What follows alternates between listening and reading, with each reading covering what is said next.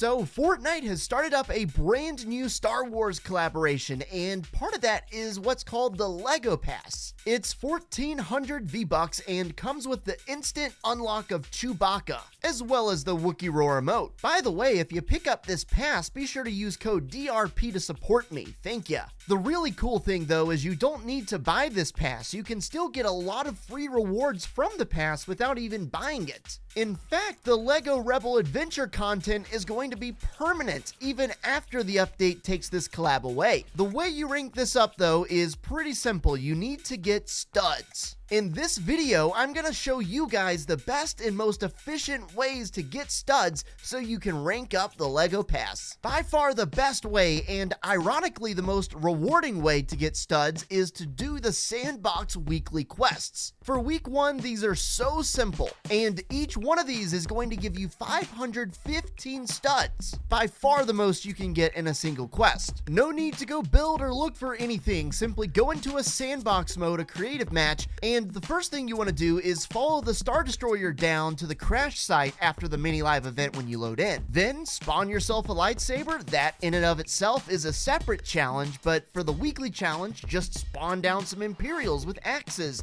and then one by one just kill them with the lightsaber until you've completed the defeating stormtroopers with lightsaber quest. Then just fly around until you get to a dry valley, find a cave, go inside and place down some simple builds. Do this 5 times and boom, just like that, you've gotten over 1,500 studs. If Sandbox weeklies are going to be this easy every week, then we really need to take advantage and get these studs done as quickly as we can every week. Next up, you've got the Rebel Adventure Quest. Now, you start this whole thing by just chilling around until you're approached by the Rebel Captain NPC who will give you macro binoculars. From there, you need to locate the Rebel base, which can be started by locating this icon when you first look through, and then traveling to the cave, going out the other side of the cave, and then from there pulling out the binoculars again to find the Rebel camp, walk up, and then you'll be able to start every other one of these quests right here. And it's pretty easy. It all centers around leveling up the base and then interacting with the NPCs that show up.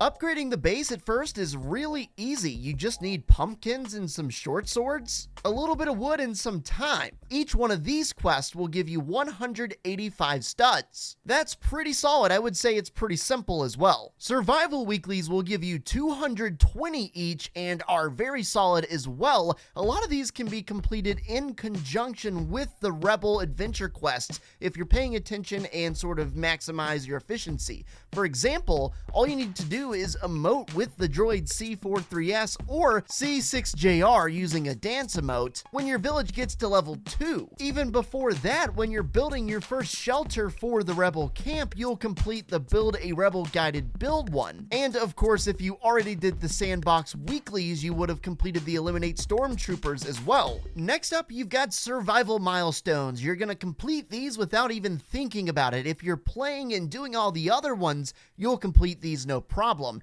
This involves things like completing random encounters, eating any food, eliminating Imperials, farming anything from a garden plot, or placing and destroying pieces. None of these individual quests give many studs, just 10 apiece, but over time, you'll be doing this so passively you won't even realize you're doing it, and the studs will start to stack up. Similarly, you've got the survival dailies. These also give a very small amount, but you'll get bonuses if you complete multiple quests in the same day. For example, today it's eat any food, craft weapons, and complete a random encounter, which very much lines up with some of the survival milestones. So again, you can complete many of the same quests at the same time if you know what you're doing. The key here, if you want to unlock everything in the LEGO Pass, is to be efficient and be on top of when the dailies and weeklies reset, so you can get back on top and make sure you don't miss any of those days or any of those weeks. Thanks so much for making it to this point in the video. If you did, be sure to comment the word candy corn down below, and we'll see you in the next one.